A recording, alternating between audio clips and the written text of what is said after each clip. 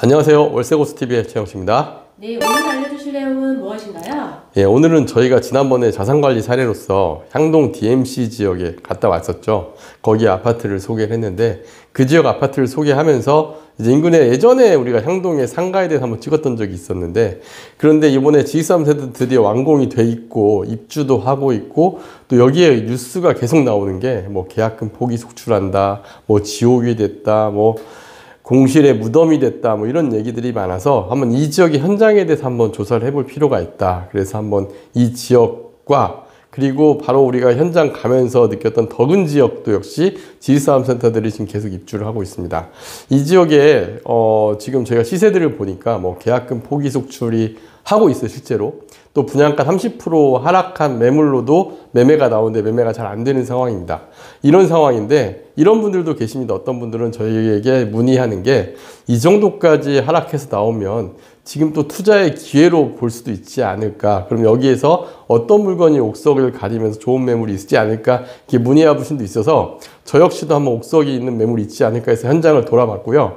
어떤 투자 포인트를 잡는 게 좋을지를 한번 생각해 봤습니다. 그래서 현장에 가서 봤던 내용들, 그리고 여기에서도 기회는 있지 않을까 하는 그런 매물들을 조사하면서 제가 느꼈던 점들을 하나씩 다 설명드리도록 하겠습니다. 자, 일단 고양시 향동 덕은지구 지식산업센터와 상가투자 현황을 보면 덕은 향동지구 대규모 지식산업센터 공급이 되다 보니까 특히 지식산업센터 공실이 좀 많은 건 사실이에요.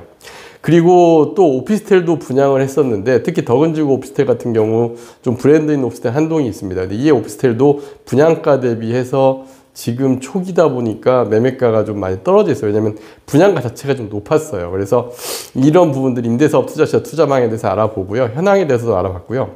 향동지구 같은 경우는 지식사업센터, 섹션 오피스, 상가로 구성된 상업용 부동산별 특징에 대해서도 한번 알아보겠습니다.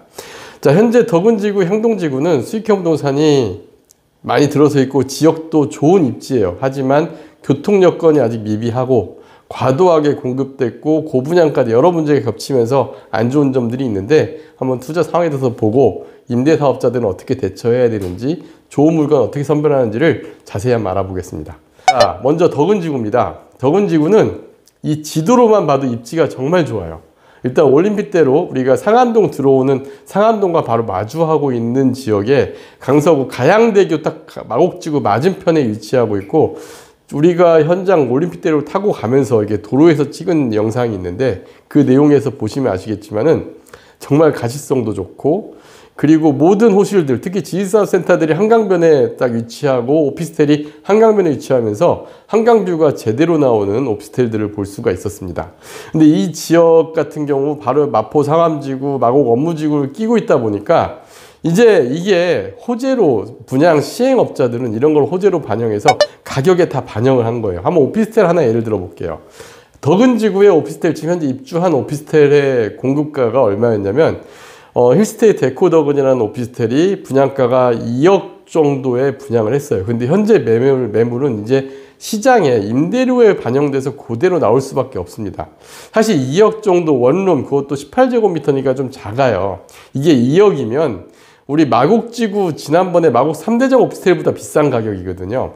그러다 보니까 현재 매매가는 이제 현실화가 되고 있죠. 그러니까 분양가보다 한 4천만 원, 20% 정도 차감된 금액에 지금 매물이 나오고 있어요. 매매가 1억 6천, 1억 7천 정도에 나오고 있는데 월세는 1,000에 60만 원 수준. 그러니까 1억 6천에 사도 수익률이 좀 떨어질 수밖에 없는 거죠.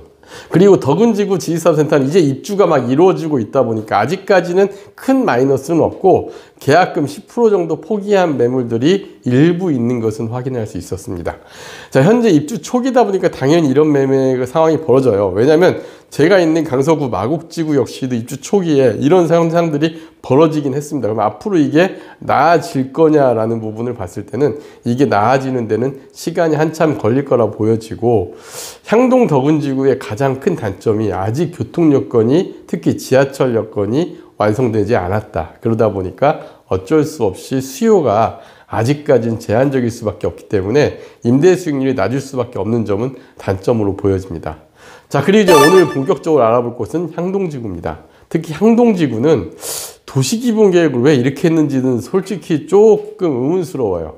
우리가 신도시, 2기 신도시를 만들면서 자족형 신도시를 우리가 표방을 하면서 도시 지원 시설 용지라는 걸로 해가지고 거기에 원래는 기업을 유치하겠다라는 게 원래 도시기본계획의 한 축이었습니다. 근데 이 축에서 향동지구는 이걸 너무 많이 뽑은 거예요. 11개의 블럭을 만들었는데 11개의 블럭이 이제 토지는 잘 팔렸고 또 부동산 호황기하고 맞물리면서 그때 다주택자 문제가 이루어지니까 그때 많은 지식산업센터 붐이 일면서 지식산업센터들이 분양을 했고 초반에 프리미엄도 붙어서 거래가 됐었어요. 근데 이게 한 번에 대규모로 입주가 이루어지다 보니까 지식산업센터들이 문제가 생기기 시작합니다.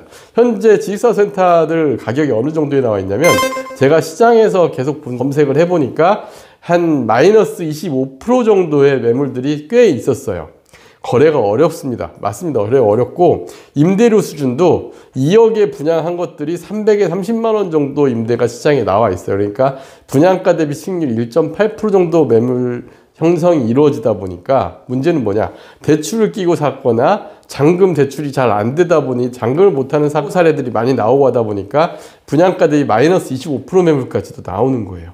그러면 여기에 이제 투자 포인트가 투자자로서 실제 사도 되냐? 저는 잘만 사면 괜찮을 수 있다. 특히 어떤 분들이 괜찮냐면 제가 가서 재밌었던 게 있었어요. 지식산업센터를 가보니까 저층부는 드라이브스루 제조시설로 들어가 있고 한 8층부터는 사무실로 업무시설로 이렇게 둘로 나눠놨더라고요. 근데 그 중에 제가 주목한 거는 업무시설이 아니라 제조시설이에요. 왜냐하면 제조시설 같은 경우는 공장시설로 여기 향동이 공장시설 들어가는 위치로서는 정말 좋은 자리를 생각해요. 그러니까 우리가 제조시설 들어가면서 바로 드라이브스루 주차를 하고 거기에서 물건을 싣고 내리고를 바로 내 호실 앞에서 할 수 있게 해놓은 시설들이 있습니다. 이런 부분들은 경기도권 지식산업센터들이 실제로 내가 사용할 분들이 투자하기에는 괜찮아요. 그리고 서울 접근성이 좋은데 이런 시설을 갖춘 곳이 그렇게 많지 않습니다. 그래서 이런 분들은 지금 현재 업무시설과 이 제조시설을 구분하지 않고 다 마이너스 25%까지 나온 것들이 있거든요. 그럼 이런 매물들은 만약에 내가 실제 사용자 입장에서는 대출도 잘 나오는 상황이다 보니까 임대로 들어가는 것보다는 지금 이런 가격이면 한번 투자를 생각해 보는 것도 좋아 보이는데 임대사업자는 그렇지 않아요. 임대사업자는 여기에 지금 현재 매매가 대비 아무리 수익률이 좋아도 우리가 이 지식산업센터도 상가 임대차 보호법이 적용되거든요. 지금 만약에 300에 30만 원 월세를 주잖아요. 그러면은 10년간 1년에 5% 이상 인상이 불가능해요. 그러다 보니까 수익률 회복이 불가능하다 생각하시면 됩니다. 그래서 임대사업자들이 접근하기보다는 실제 투자자는 한번 실제 사용자는 향동지구의 지식산업센터 한번 눈여겨보실 만한 생각이 듭니다. 그리고 제가 주목한 거는 여기에 상가예요.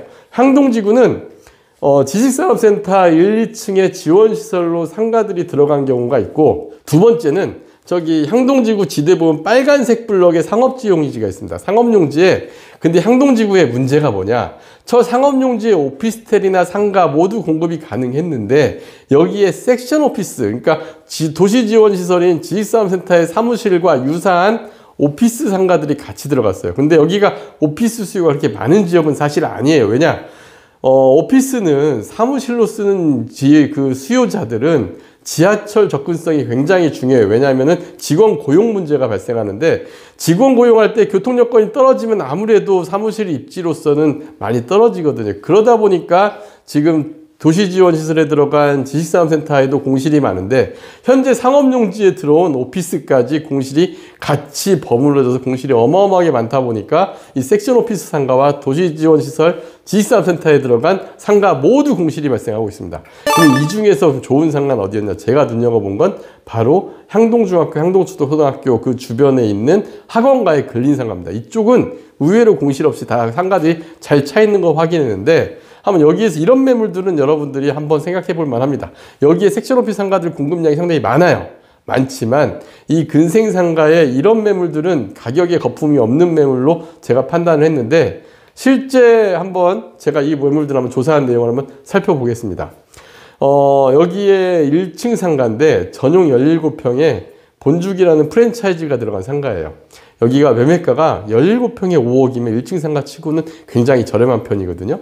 그리고 보증금 7천에 월세 260만 원 임대 계약이 되어 있고 2020년부터 운영해온 상가입니다. 아파트 정문 앞에 위치해 있고 병원 건물이에요. 그리고 1층 일부 호실 공실이 있긴 하지만 평당가가 저렴하다 보니까 수익률도 7% 가까이 나오는 1층 상가입니다. 그래서 이런 정도 매물이면은 괜찮지 않을까 생각이 들었고요. 향동이라 그래서 상업용 부동산이 무조건 망한 건 아니에요. 그 향동 지역에도 거의 10,000세대 가까운 아파트 및 단독주택 세대들이 있고 이 사람들이 이용하는 기본 근생시설이 필요하긴 합니다. 그래서 학원가라든가 병원도 반드시 필요하고 이 건물에도 상층부에 학원병원이 잘 이루어져 있는 걸 알 수가 있어요. 그래서 이 안에서도 옥석을 가릴 만한 물건을 찾을 수 있다라는 제 생각으로 한번 여러분들에게 오늘 내용 준비해 보았습니다. 네, 다음 영상도 기대하겠습니다. 네, 감사합니다.